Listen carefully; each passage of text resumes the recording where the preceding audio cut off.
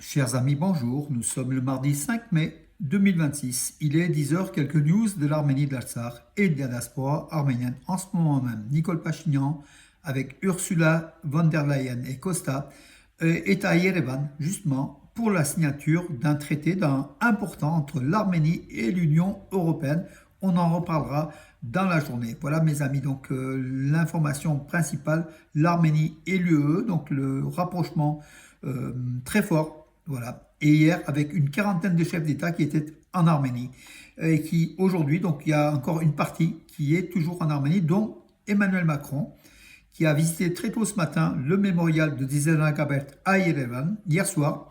Il a entamé donc, lors du dîner officiel donné en l'honneur du président de la République française par Nicole Pachinian à la présidence de l'Arménie. Il a entonné aussi quelques chants, quelques chansons de Charles Aznavour notamment, donc Emmanuel Macron. On a vu sur de nombreuses chaînes de télévision ce matin et hier soir passer, donc voilà. Et puis aujourd'hui, il sera aussi à Gümri. Il y aura un pacte stratégique entre la France et l'Arménie qui sera signé également. Donc beaucoup d'événements, beaucoup de choses. Voilà. On en reparlera tout à l'heure. Donc l'Azerbaïdjan a détruit une nouvelle fois donc le clocher commémoratif du génocide des Arméniens à Stepanakert, capitale de l'Artsakh occupée. Seovik Avanesov, médiateur du patrimoine culturel d'Artsakh et vice-président de l'ONG historique et culturelle Askaïn, qui tire la sonnette d'alarme. La documentation du Caucasus Heritage Watch, donc l'organe de surveillance des monuments arméniens en Artsakh occupé, qui a apporté la preuve accablante de la nouvelle politique, donc une nouvelle politique d'Aliyev visant à détruire systématiquement le patrimoine arménien en Artsakh. Et là, c'est un clocher. La destruction complète du monument dédié au centenaire du génocide des Arméniens, situé dans le complexe du mémorial de Stepanakert, qui a été détruit. Il y avait des ossements amenés de Der el-Zor, les ossements humains du génocide des Arméniens, voilà, c'était un clocher donc construit en marbre blanc et abritant donc des restes humains du génocide des Arméniens, une signification symbolique particulière pour les Arméniens justement et l'Azerbaïdjan qui a détruit cela.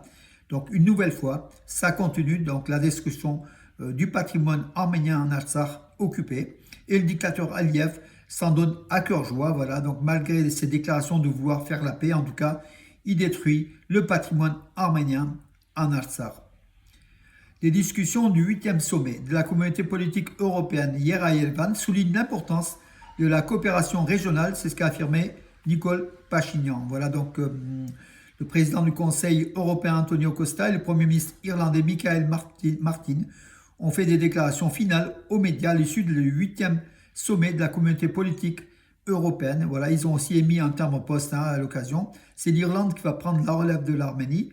L'Arménie qui, selon tous les experts européens, tous les responsables européens, a organisé de façon superbe ce huitième sommet européen de la communauté européenne à Yerevan. Et justement, à tel point que l'Irlandais a dit, je ne sais pas si nous en Irlande, on est capable d'organiser une manifestation de ce type-là, à ce niveau-là. Ursula von der Leyen, la commissaire européenne, a de son côté affirmé que l'Arménie joue un rôle important dans les chaînes d'approvisionnement européens. On en reparlera puisque ce matin, elle est en train de signer aussi avec Nicole Pachinian un certain nombre de documents par rapport à l'Arménie et l'Union européenne. Le président français Emmanuel Macron à Yerevan, en Arménie, a écrit que l'Europe n'est jamais aussi forte que lorsqu'elle avance ensemble. Voilà donc pour dire l'Europe n'est jamais aussi forte lorsqu'elle avance ensemble. À Yerevan, la communauté politique européenne poursuit la voie que nous avons tracée en 2022, une Europe plus unie, plus souveraine et maîtresse de son destin. Voilà, donc une déclaration forte aussi du président français. Nicole Pachinian a affirmé: ce sommet de la communauté politique européenne à Yerevan peut marquer l'histoire pour la paix et la stabilité internationale. Voilà, donc, dans un long discours, le Premier ministre arménien et le secrétaire général de l'OTAN ont discuté des efforts déployés pour la stabilité internationale et régionale. Le Premier ministre arménien Nicole Pachinian a rencontré donc à Yerevan hier le secrétaire général de l'OTAN, Mark Rutte, Dans le cadre du 8e sommet de la communauté politique européenne. Au cours de cette rencontre, les deux parties ont abordé les questions relatives à la sécurité régionale, voilà, la sécurité régionale, le processus de coopération entre l'Arménie et l'OTAN et les perspectives de développement. Le Premier ministre arménien a souligné l'importance de poursuivre l'approfondissement. Voilà, donc en fait, l'Arménie se rapproche encore de l'Europe et de l'OTAN. Voilà mes amis. Et puis bien sûr, le Premier ministre arménien et le président arménien ont organisé donc hier soir, comme j'ai dit, un dîner en l'honneur du président français Emmanuel Macron, au cours duquel justement Macron a chanté de Aznavour et Nicole Pachinian s'est mis à la batterie.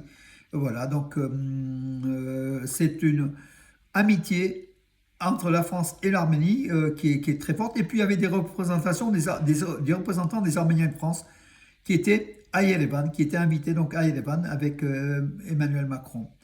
Macron qui a salué le choix de la paix pour l'Arménie et de se tourner vers l'Europe. Donc voilà aussi un bon choix selon le président français.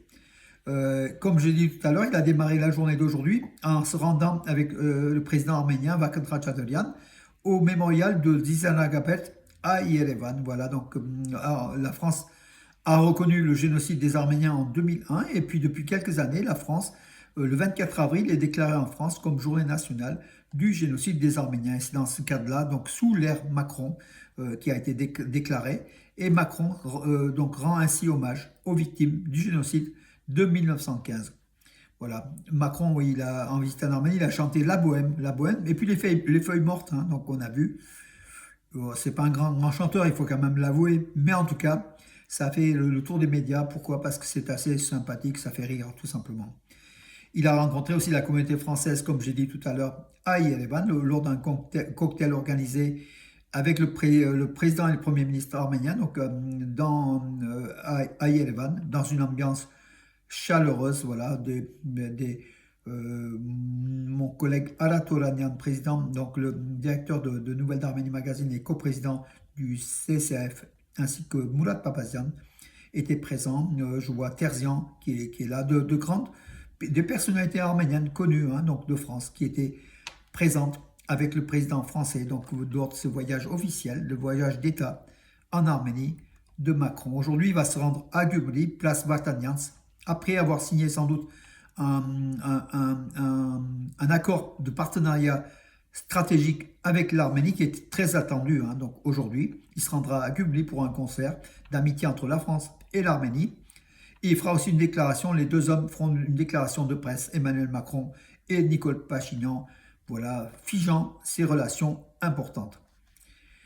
La commission électorale centrale arménienne a enregistré 17 partis et 2 alliances en lice pour les législatives du 7 juin prochain. Donc 19 candidats au poste de Premier ministre d'Arménie, en fait, hein, élections législatives qui vont décider après du Premier ministre. Donc bien sûr, Nicole Pachinian vise un 3e mandat. Il est soutenu par l'Europe et cette grande réunion européenne à Yerevan n'était sans doute pas une réunion innocente et qui visait sans doute à pousser, à soutenir Nicole Pachinian, le pro-européen et le pro-occidental, à le maintenir au pouvoir lors des élections du 7 juin prochain, face bien sûr à la Russie qui a ses alliés en Arménie, dont Samuel Karapetyan, le principal opposant de Nicole Pachinian. On verra qui va l'emporter. En tout cas, la bataille risque d'être sévère. Avec peut-être ces réunions internationales, Nicole Pachinian a peut-être mis un petit peu des points de son côté. On verra la suite de ce qu'il en sera, mes amis. En tout cas, pour l'Arménie, on est heureux que c'est la première fois, c'est une première que 40 chefs d'État étaient en Arménie. Voilà, c'est une première. Hein. Donc, je ne vais pas vous les citer, que Christ Samer, enfin, c'est le président, enfin, le Premier ministre d'Espagne, tous les pratiquement premiers ministres et présidents des pays européens, hein, voilà, donc qui étaient à Yerevan, voilà, donc et même de Grande-Bretagne, qui a signé d'ailleurs, qui a signé un accord stratégique avec l'Arménie. De nombreuses choses se sont déroulées hier à Yerevan et aujourd'hui ça continue, mes amis. C'est réellement au niveau politique, l'Arménie marque des points énormes pour l'Europe, pour l'Occident, pour se renforcer en tant que république. Voilà, mes amis. qu'on aime ou qu'on n'aime pas. Pachinian, en tout cas politiquement, c'est fort ce qu'il a effectué. Maintenant reste la réaction de Moscou, la Russie qui surveille de près, puisqu'hier, il y avait aussi le président ukrainien Zelensky à Yerevan.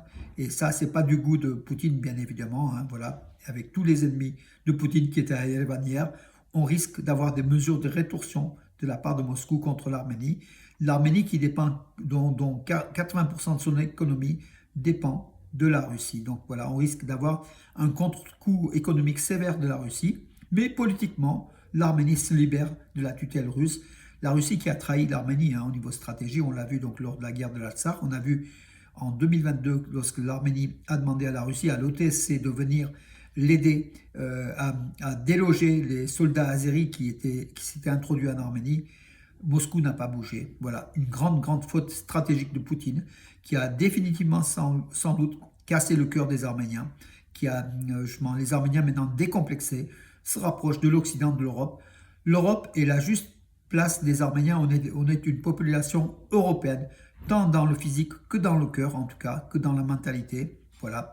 Et l'Europe et l'Occident peuvent nous apporter encore beaucoup. C'est là l'ère de la nation arménienne, c'est plutôt l'Europe que l'Asie. Et c'est une bonne chose. Voilà mes amis pour aujourd'hui, je vous donne rendez-vous à demain et je vous souhaite une bonne journée. On verra les discussions, je vais suivre en direct les éléments et pour poster quelques news sur Nouvelles d'Arménie, Arménews. Et je vous remercie encore une fois mes amis, vous êtes des milliers tous les jours à suivre mes vidéos d'information qui vous donnent, comment dirais-je, de façon simple, cool et sans groupe politique ou parti politique derrière moi, qui vous donne des informations sur l'Arménie, sur la diaspora. Vraiment, ce n'est ni la seule propagande que j'effectue, oui, bien sûr, c'est celle de l'Arménie et des Arméniens, tout simplement en libre, en homme libre. Voilà, je vous donne des informations libres et je les commande à ma façon, il semblerait que vous les appréciez en tout cas. Voilà, je vous donne rendez-vous demain et je vous souhaite une bonne journée. Parior.